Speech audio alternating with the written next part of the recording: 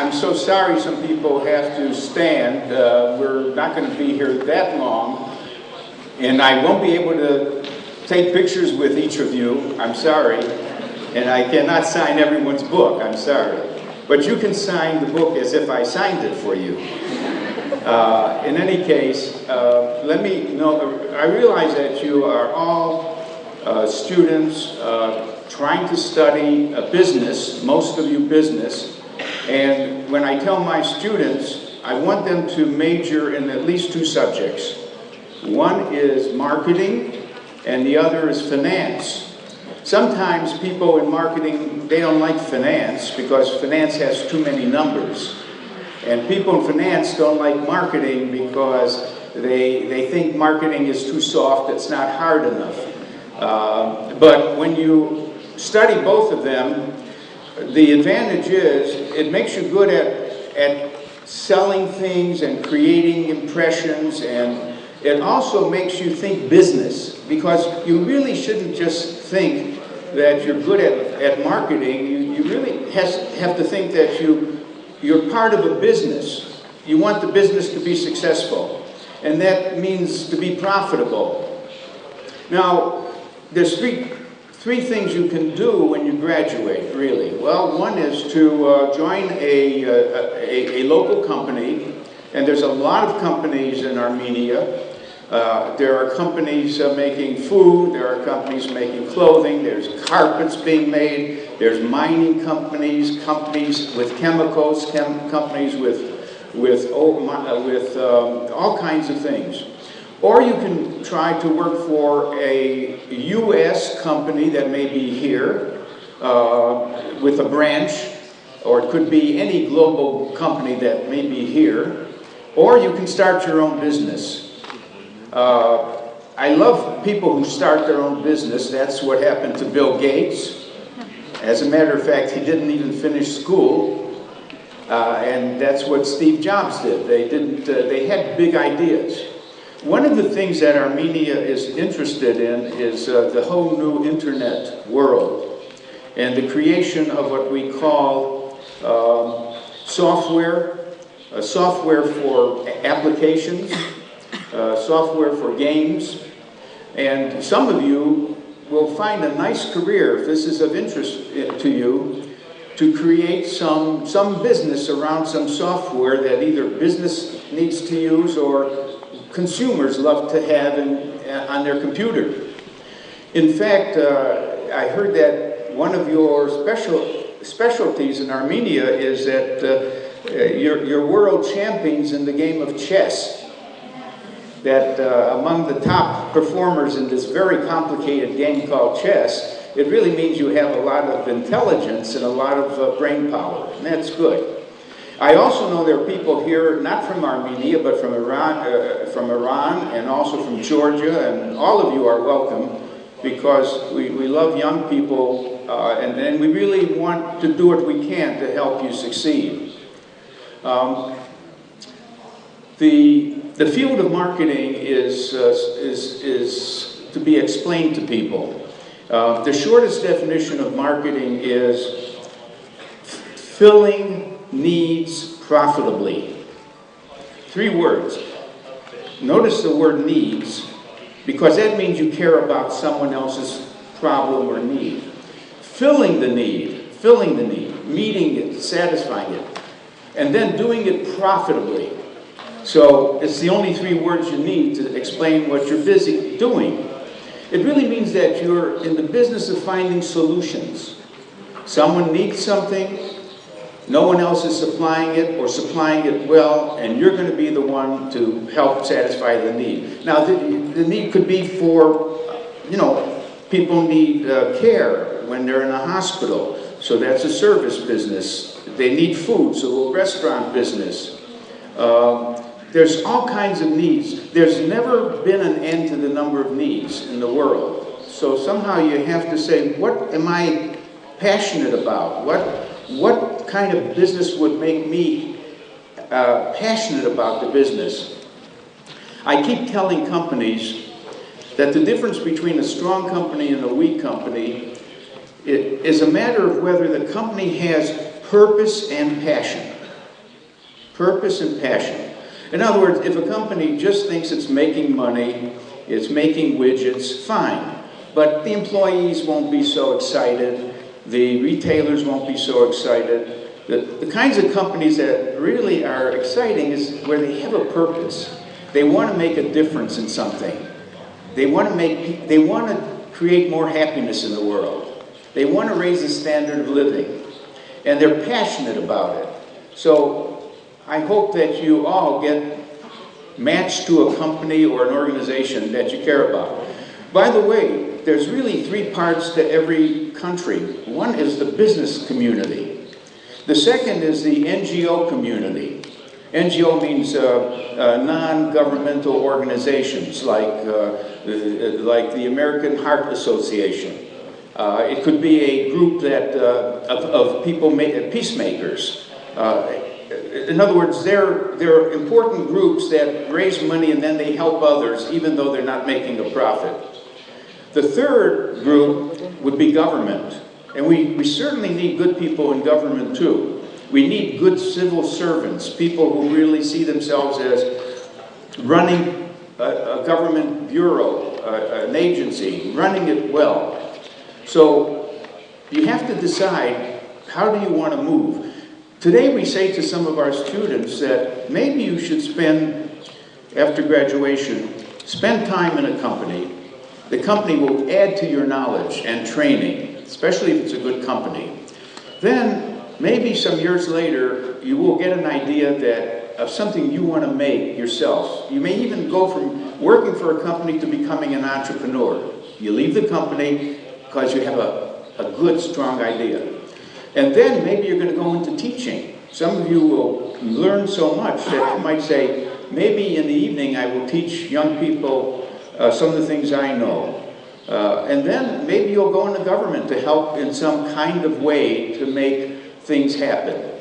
So nowadays we think many people are going to have 4 careers, not just one career. In the old days, a person would work for one company for their whole life. So that's another thing to think about. Now, the part of marketing that I want to talk about is that there is, of course, what we call marketing, commercial marketing, where you're selling a good or a service. That's the normal beginnings of marketing. And by the way, it doesn't mean that the only thing you're doing is advertising or being on the sales force. It would be a mistake to think that someone else makes the product and then they ask marketing, come in and sell it. That's not correct. Marketing should be part of the group deciding on what to make.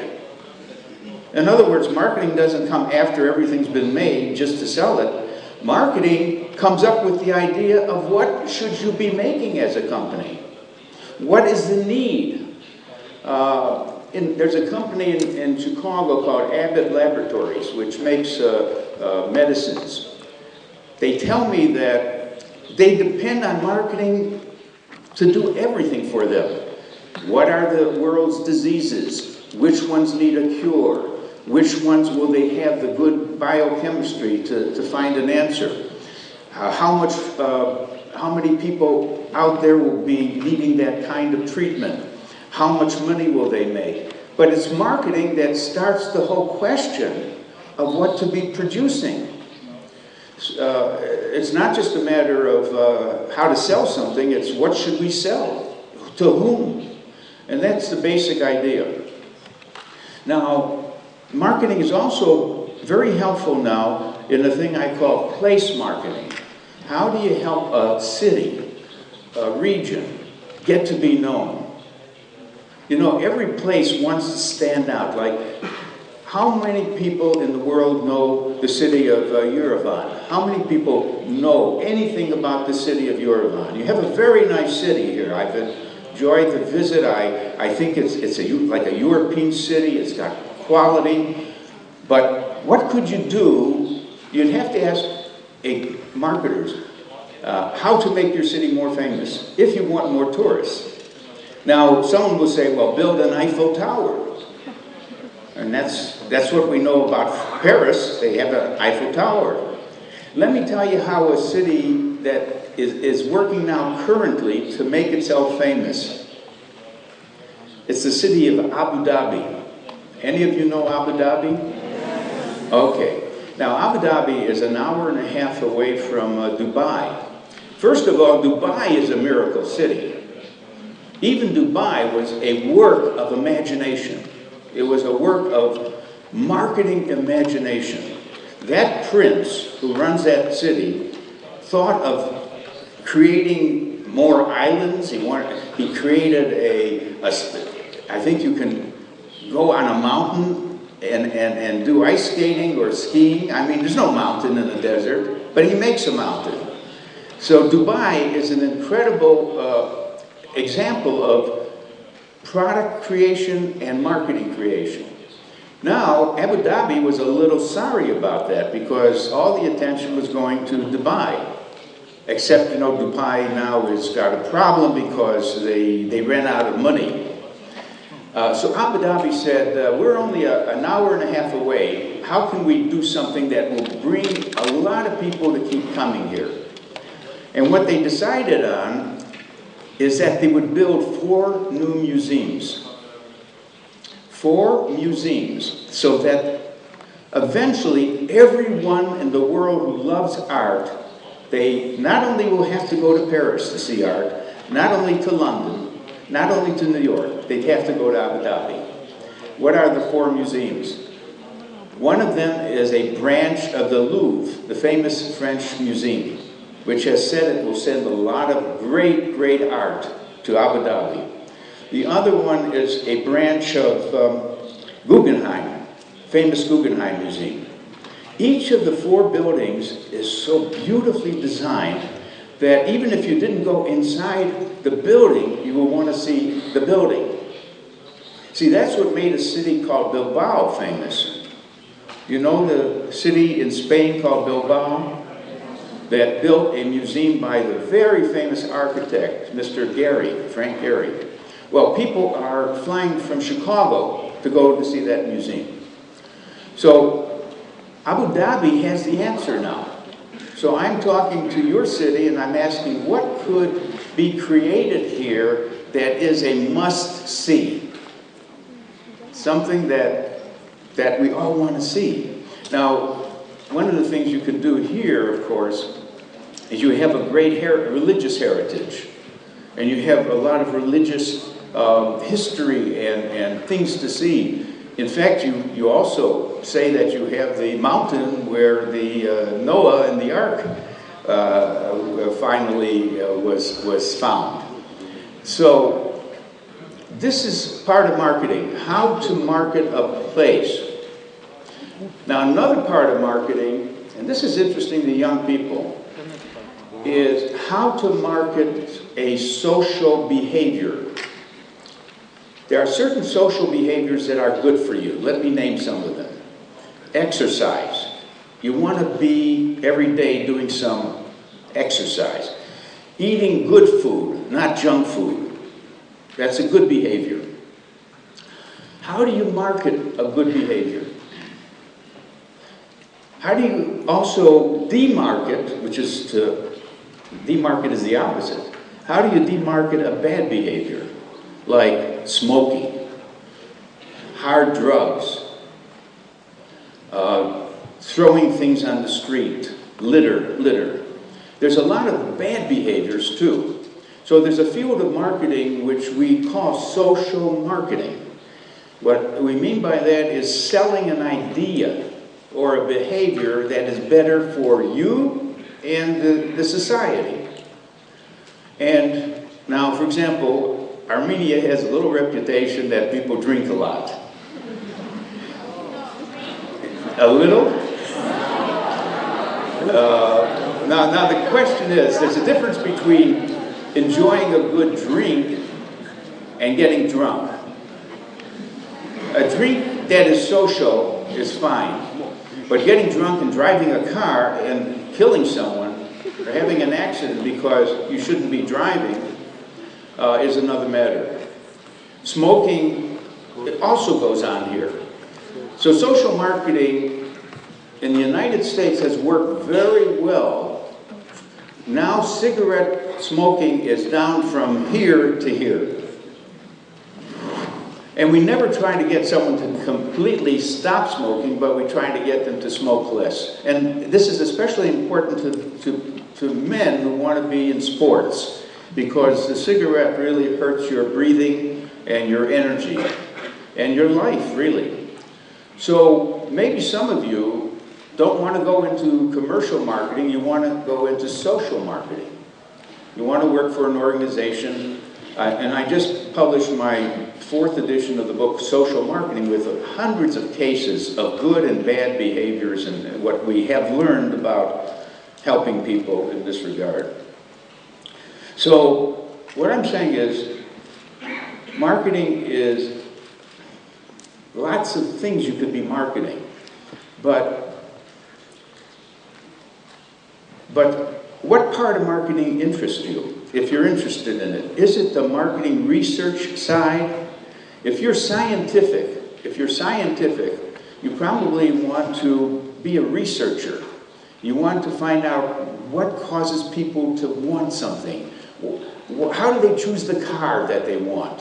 What drives someone to be interested in electronics or in something else? In other words, you're going to do surveys.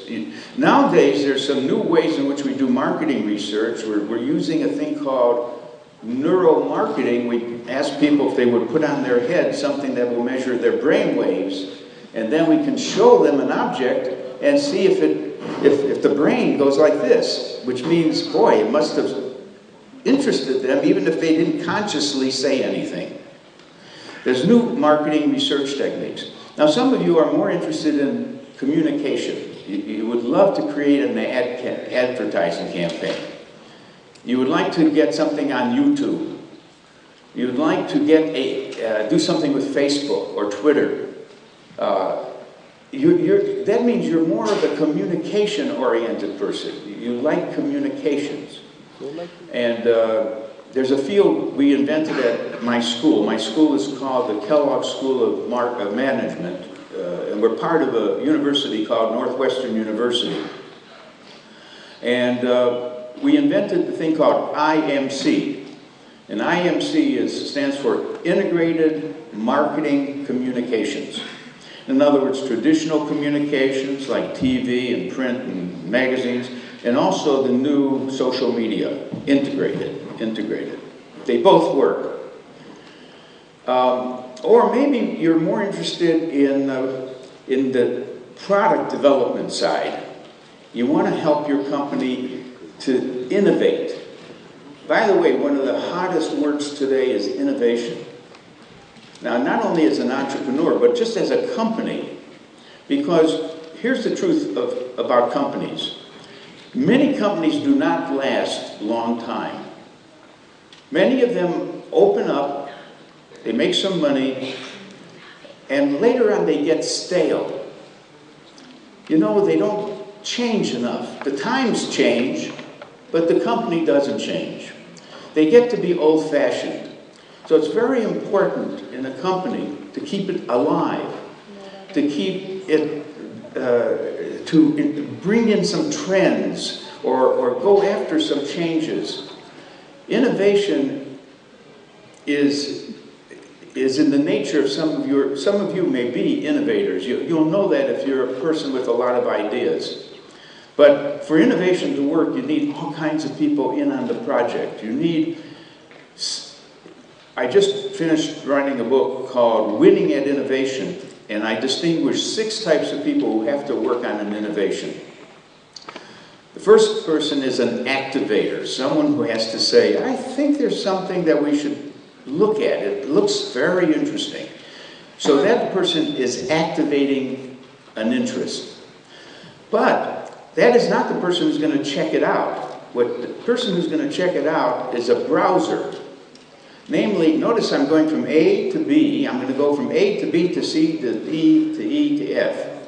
So a browser is the one who takes that idea and says, I'll find out everything about it. I'm going to go on Google. I'm going to learn everything we need to know.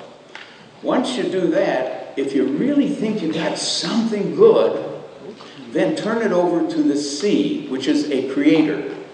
A group of people who will now create a concept. A concept that sounds like it would really sell. See, every product should start as a concept. A product should not start as a product. It should start as an idea that is tested. In other words, I tell an automobile company, don't make a car and then figure out how to sell it. First figure out what you're selling. What is the concept? So now the creative people make a very good concept. It's tested. And people love it. We ask you, you ask me, and you all say, I would buy it. Oh, good, so let's make it. Now you go to the developer. See, you go from the creative people who created the concept to the people who are good at developing the product. And that means they're going to make a physical version of it. They're going to make a factory to make it. And now we have a developed product. The next step is E, execute, execute. Now we got to take it into the market and sell it. And then finally, there's someone who has to finance us. We got to be sure we keep getting money to keep getting that product in all of the distribution channels. So this is my model for innovation, A, B, C, D, E, F. That's how a good innovation gets started. So, with respect to your career, do you want to be more of a marketing researcher type, a marketing model builder? Do you want to be a communicator? Do you want to be more in the innovation side of the business? If I were your age, I'd be excited about the internet and all of these things that are now so helpful in making new things and so on.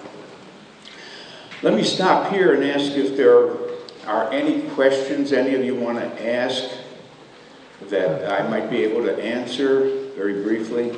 Many people offer to create a museum and to cover by glasses in the center. And do they enter from the gallery, National Gallery, which is in place, the central and you look on glass over there, and then you can see that your history is 4,000 years old. Yes, and tourists could come and see the history.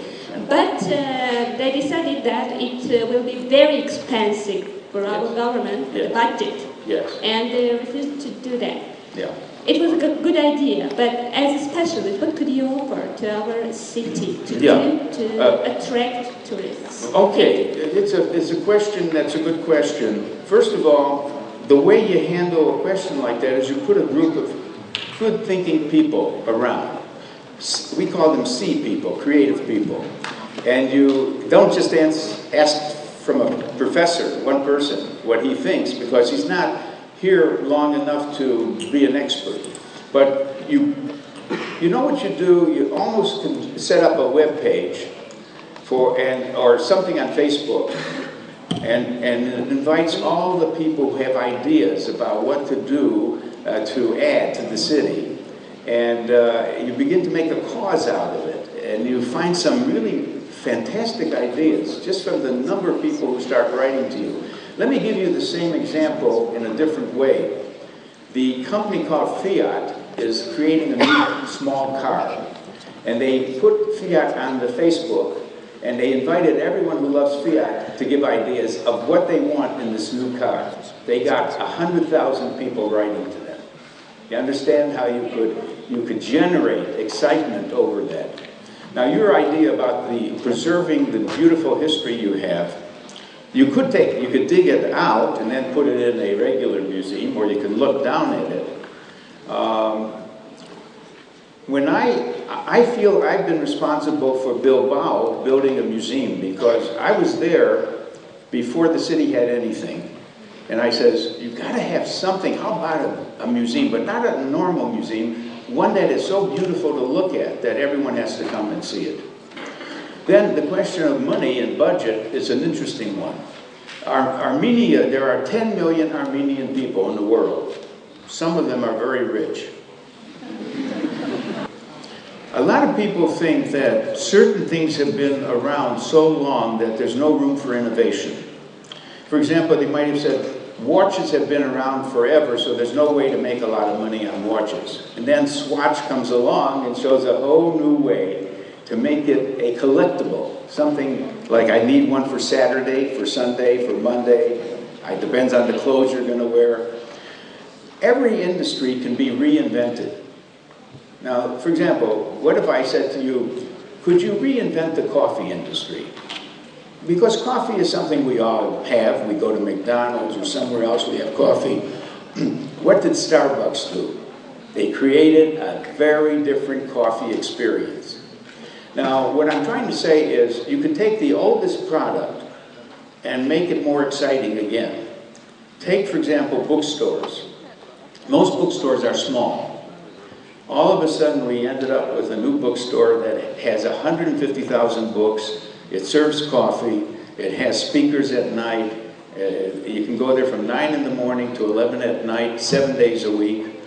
And that's called the Barnes & Noble Bookstore. In other words, old ideas like bookstores, watches, coffee, can be innovated again into something new.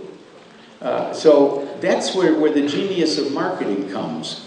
When someone says, I can create a different way to do something. For example, Federal Express. When I used to send the mail, it would take 3 days to get to another city. Now, Federal Express gets everything the next day. So what real innovation is when you reimagine a different way to make an offer or to do a service. For example, in the United States and in many parts of the world, a lot of hospitals are not very nice places.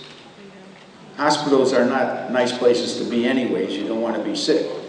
But there's one hospital in the United States that everyone admires called the Mayo Clinic. And that's where they want to go if they're going to have to go to a hospital, because they've learned the secret of great service and of helping the patient through all these difficult things in the best possible way. So I'm always for improving things. And sometimes the improvement is minor, and sometimes it's major. Of course, the one we admire most for creative genius is the late and great Steve Jobs. I mean, who could imagine a phone? I mean, this is my phone. This is a wonderful BlackBerry, but it's not the iPhone. I mean, I also have an iPhone. And then the iPad. I mean, that is really what we love to see in the world. And I don't know how many more things we can keep inventing. Someone told me he wants to invent a car that could fly, because the traffic is so bad that you'd like to get in your car and fly to work. Well, there's one problem. You usually have to drive on a runway to take off, right? So you can't just go right out on your road and take off because there's a lot of traffic. Anyways, someone did invent a car that flies now, but he hasn't figured out how to get the space to drive it up in the air. You can look it up, by the way, on Google. You just say flying car. But he should have thought about it, that no one's going to buy it anyways. In other words, he made the flying car, but no one's going to buy it. Someone else is trying to make a car called a woman's car. Yeah, well, you see, because most cars are made by men, right? And for men. In fact, the first time that car manufacturers noticed that women might be in the car is when they put the mirror on the passenger side. They figured the man doesn't want a mirror, so it must be that the woman has to sit on the passenger side. But when you ask women, how would a car look that was made for women? Well, first of all, the seat for the driver, for the woman, would turn. In other words, you can get out easily. Secondly, you would make sure there's a lot of room for the purse, for the woman's purse. And then one woman said she'd like a place to hide her gun. So maybe she drives through bad traffic. So if you put together a focus group, and I love focus groups, you know, 10 people, you say, let's get some ideas, let's brainstorm. And what would be in a woman's car that women would appreciate that are not found in the normal cars? And I bet you'd come up with 10 ideas. And then maybe some manufacturer will want to make such a car. Always think of how to improve things. We have another question?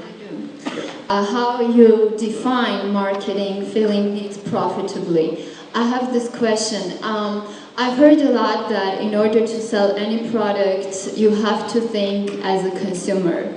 I would like to know your opinion about it. And my second quick question is about, you said that a company has to reinvent in order to, let's say, survive in this world where there is a huge new companies coming up, etc., right?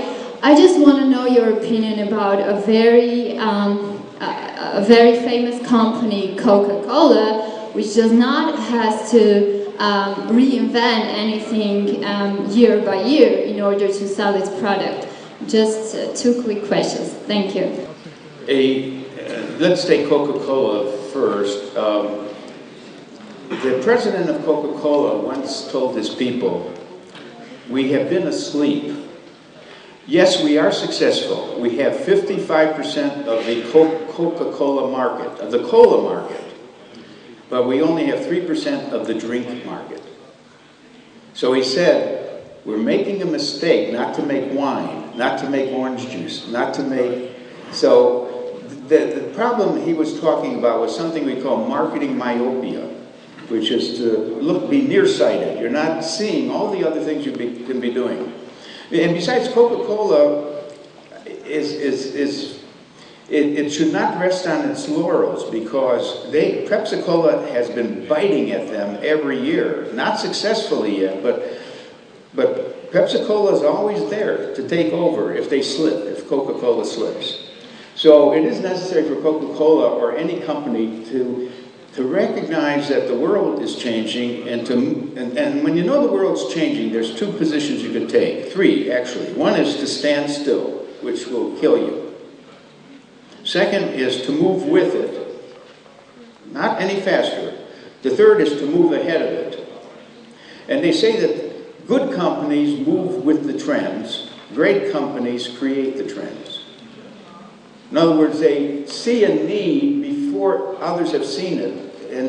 And that means that companies are able to create the world and not just react to the world. I mean, Steve Jobs created the world we're in. So, now the first part of your question was good too, but marketing profitably, you said? Yes, the first part was about your definition, filling needs profitably. I asked that there is a well-known phrase, right, that if you want to sell a product, any product, yeah, if it's a food or clothes or anything, you have to think as a consumer. Yes. Because in marketing, consumer is the most important. Well, so I want to know your idea about it. Yes. Here's the thing. There's an old tradition of thinking that the most important thing to think about when you're a profit company is the owners. This is the old idea. First, think about the owners and make money for them, and then you'll keep your job. The new theory is different. The new theory is, I'll give you the way that the Johnson & Johnson company thinks about it. They say the first group to always understand and study and serve are the customers. Whoever you decide you want as your customers. The second group are your employees. Because if your employees are not engaged with the mission to satisfy the customers, namely if the employees just stand like this and here you're waiting for service and they're busy chatting and they ignore you, then that doesn't help the business. So the employees must be also motivated. The third group, Johnson & Johnson says, would be the community, because we have factories and businesses in different cities, and we want to give something back to each city, make sure it's a good city. And the fourth group, the last one they think of are the shareholders or the owners. Now, that doesn't mean they don't care about the owners. Actually, this is the way to make the most money for the owners. Because by doing the right things first, customers, employees, and I should add the distributors and the retailers too. Now, actually, I like to think of a company as actually running a team of partners where everyone will be a winner. Not just the owner. The employees will be winners. The distributors of the merchandise or the retailers will be winners. The suppliers who supply the company will be winners. Not that everyone wins the same, because each one makes a different contribution. But if you think of stakeholders, we use the word stakeholders to mean those who have a stake in the future of the business. So why not say you have a bunch of partners? Now the latest idea is to take one of your partners, namely the customers, and ask the customers to help you create the future products. See, instead of you just having some R&D people who design the next product, you invite customers in to tell you what they also would like your products to do for them. Now, I know it sounds like marketing research when you just say, here's some ideas, Mr. Customer, what do you think? No, I'm talking about actually involving the customers to work with your engineers to create things they want. A good example would be Harley-Davidson, the motorcycle company. They love to have their fans, those who love motorcycles, hang around with the engineers and teach each other with some new things they want as customers. And this is also done by the Lego company in Denmark, which makes the toys, the Lego blocks. They invite teenagers to come and help them create the next structures, these big buildings, these out of Lego blocks. So why not co-create your future with partners called customers? Not all customers, but those who want to be your fans. Let me mention a book that you might want to read because it's had a big impact on me. It's called Firms of Endearment, which is a fancy way of saying companies that people love. So let me ask you this question, which we ask in the United States. We ask this question, is there any company you love, name it, or at least a company you would miss if it disappeared? So in asking you this question, anyone here, any company that you care about that much? Which one? Disney, see? Disney comes up in the same survey. In America, they always say, oh, I would be sorry if Disney would disappear, would get hurt. I love Disney. What you suggest? Just we read in your books and in other articles that search engine marketing will replace a lot of old marketing theories and marketing practice. What you can suggest us about opportunities of search engine marketing? Well, you know, I never used that word search, and I use the word search engine, but I never created the idea of search engine marketing. To me, that must be a branch of just internet marketing and e-marketing. Isn't it just a branch? What was meant by search engine marketing? We are meaning about Googling, about other kind of opportunities for different companies to be in top 10 list of companies during some search. For example, pizza company, if this company wants to be popular, should be among 10 top companies in my neighborhood, if I'm searching something. Yes, I understand exactly what you mean, yes. What you're really saying is, whenever you look up something on Google, the different entries are ordered from the first one you see to the second, the third, and most of us pay only attention to the first or second entry because they must be more, they're being first or second because they're more popular, they're viewed by more people. So a lot of questions come up. How do you get to be highly ranked? How do you get your company to be the first listed when someone says they're looking for a Chinese restaurant? They're looking for a supplier of shampoos. How do you get to be, it's called search engine optimization. Now that is a small part of marketing. That's important to some people, of course, but it's not a revolution. I mean, it isn't that a company is going to die because it isn't listed as the first or second or third. So I do think there is an intellectual challenge to learn how to be so clever as to get your company to be the first or second. That's important. But it's not a whole new branch of marketing. I don't think so. Like most people argue that in Armenia we don't have a strong marketing because we don't have a competition. Mostly our businesses are oligopolies. So how important is like competition for having marketing? Does it marketing creating competition, or is it competition that needs marketing?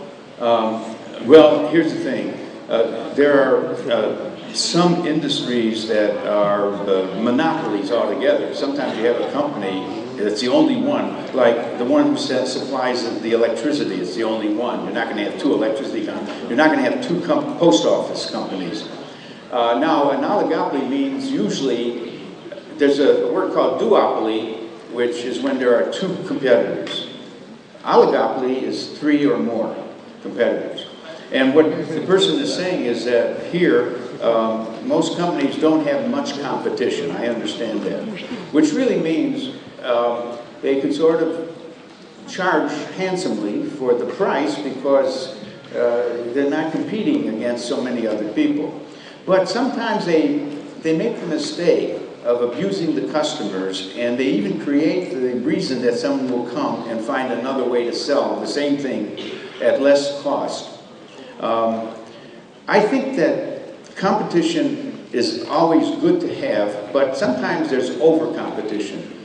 There are so many companies making shampoos, so many companies making a number of products. There's so many car companies, so many types of cars, that in a sense, it almost reaches the point sometimes when no one's making money in the industry because there's too many suppliers. There's an interesting thing that is not your question, but it makes me think of. When a society is suffering from shortages, which is not today, but in the past, you know, during the Russian regime, there weren't enough food and clothing items and so on. That was a period of shortage. And in a period of shortage, marketing doesn't matter very much, because people will buy anything they can get. You don't have to sell anyone on buying something because there isn't enough. Marketing becomes important when there's oversupply, when there are so many competitors that how do you stand out? How do you get someone to love you and want to buy from you? So marketing is healthiest when there's a lot of supply and overproduction and so on. Now, the real problem in the world is that there's too many poor people around who don't have their needs satisfied. And so the problem called overproduction is really the problem of underconsumption. In other words, the people who have the needs don't have the money. So all of us recognize that 4 billion people out of 7 billion are really going hungry, or they're very poor. So somehow, if the problem isn't overproduction, it's that there's not enough people who have the money to buy the car, the motorcycle, the bicycle, and so on. So all of us, I was so interested in this topic that I wrote a book called Up and Out of Poverty. How do we lift more people out of poverty so they can live the good life? One of the oldest definitions of marketing has been the science of raising the standard of living. The science of raising the standard of living. In other words, the basic impulse we have as marketers is to increase the amount of happiness in society. Now, you may say some of us decrease the amount of happiness in the society, because we make you want Mercedes, but you can't afford it. In other words, by raising your desires, but not giving you the capability of satisfying your desires, you get frustrated, and I understand that. But technically, the spirit of marketing is to deliver a good life to a middle class, to create the middle class, basically. And so on. Now, I'm going to have to stop here, because I know there's a lot more questions, but I really want to say that I've been in a lot of places with a lot of student bodies in a lot of countries, but you're one of the best experiences I've had. You really ask great questions. Thank you very much.